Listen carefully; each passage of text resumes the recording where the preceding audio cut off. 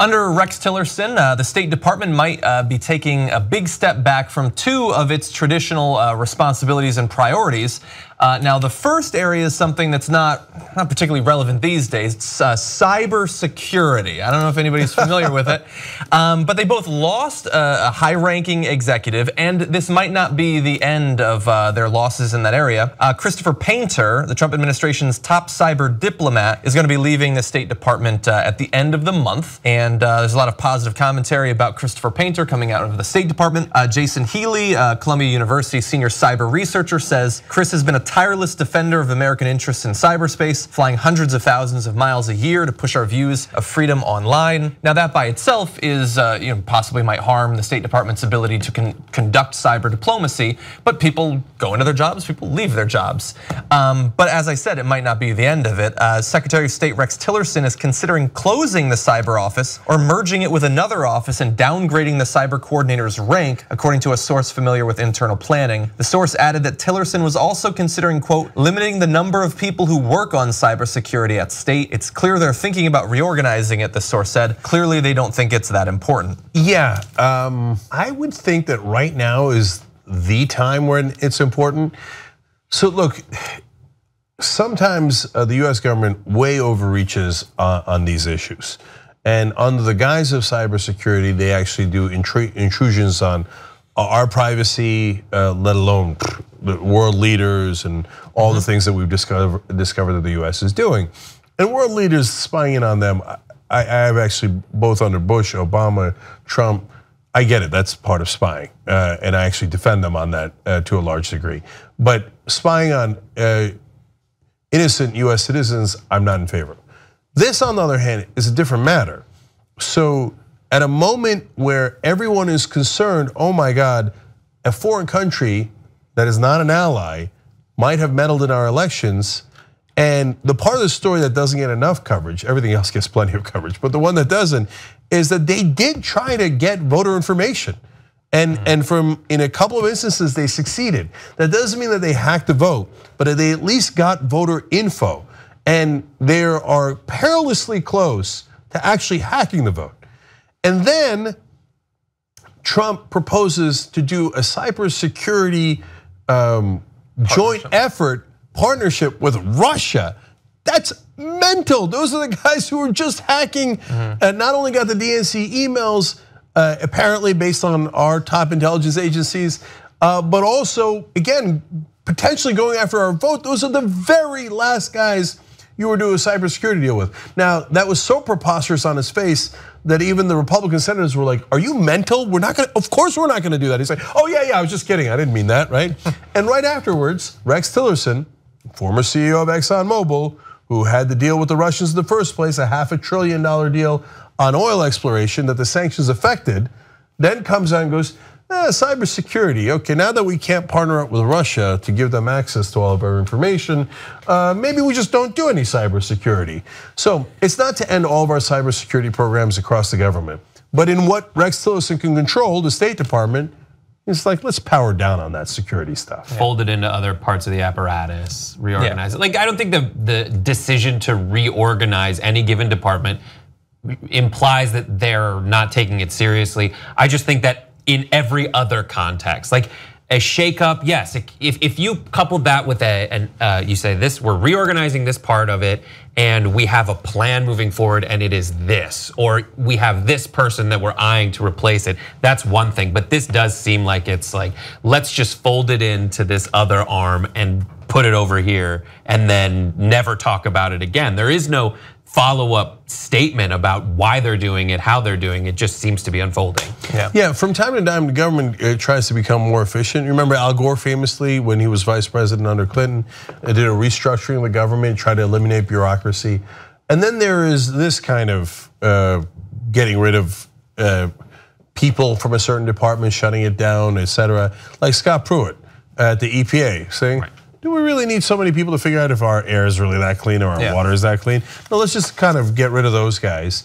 There's a reason why he's doing that, because he wants to let the guys who pollute get away with it, because that's they do donations. And in this case, This is a very important matter and a very timely issue. There is no other excuse for powering down right now.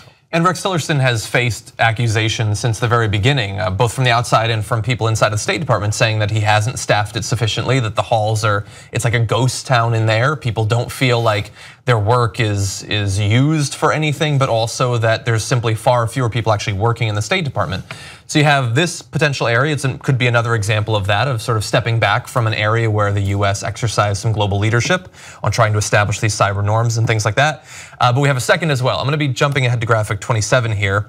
So this is a different area, not cybersecurity related. Several former US officials told Foreign Policy recently that Todd Buchwald, the special coordinator in the Office of Global Criminal Justice, was recently told by Tillerson's office that he was being reassigned to a new position in a different department. The remaining staff of the OGCJ may also be reassigned, according to Foreign Policy. If you're not familiar with that particular office, it deals with issues surrounding war crimes and genocide and helps Foreign Policy to address those atrocities. So they might be winding that office down as well. So the cybersecurity of war crimes and genocide, two areas where theoretically the United States should be involved and engaged, might not be taking up much of a leadership role in the world in the years to come. So if you remember the Donald Trump Jr. meeting with the Russian lawyer, who can forget it? I mean, we've been talking about it, the whole country's been talking about it for at least a week.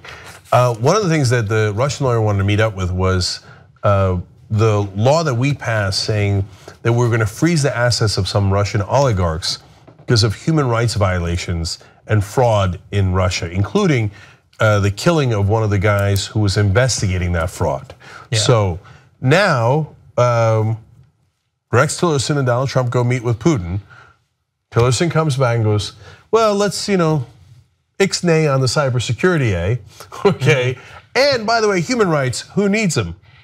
In addition, the law passed in Russia to kind of fight back against this is an adoption law. And so if you look at the meeting that was had between Trump Jr. and the Russian side, they say, listen, it wasn't about these kinds of things, anything important. They just started talking about adoptions. Well, that is important. The adoption, it was reported in the New York Times, is frequently the kind of takes a place in discussions for sanctions by and large. Yeah, but it's not like the Russians care about the adoption part. No. We care about the adoption part because we want babies. We want babies. And by the way, I mean, imagine you're born in the middle of Siberia and you're an orphan and you have a chance to come to America, but they ended that because they don't care about that, right? But what they care about is don't freeze our assets. That is ill-gotten gain that we would like to keep ill-gotten and on our side. So now all of a sudden, we say, the thing that we freezed it over, the human rights, we're gonna power that down too. And finally, if you wanted to help Russia, what would you do? You would power down on cybersecurity. You would look to lift the sanctions. Another story out in Yahoo News today from Michael Isikoff saying they wanted to lift the Russian sanctions on day one, the Trump administration did. You'd bring in their friend Rex Tillerson as Secretary of State. You would stop caring about their human rights violations. You would do a ceasefire in Syria that would cement their ally Assad's lead. Have I missed anything yet? And the other thing you would do is you would gut our State Department so that we couldn't even keep track of what Russia was up to. And our State Department would look like a ghost town and not be able to respond to the Russians. It is just incredibly, the first day thing, like politicians love to throw out, here's what I'm gonna do in my first day, here's what I'm gonna do in my first 100 days. And like if you were president, you'd probably have this long list of things you'd love to see passed on the first day. But let's say that you really just wanted to have a better relationship with Russia. There's no deal or anything. You just want a better relationship with them, fine. But first day, would that really be one of the first priorities you had was lifting sanctions that the president put on formally?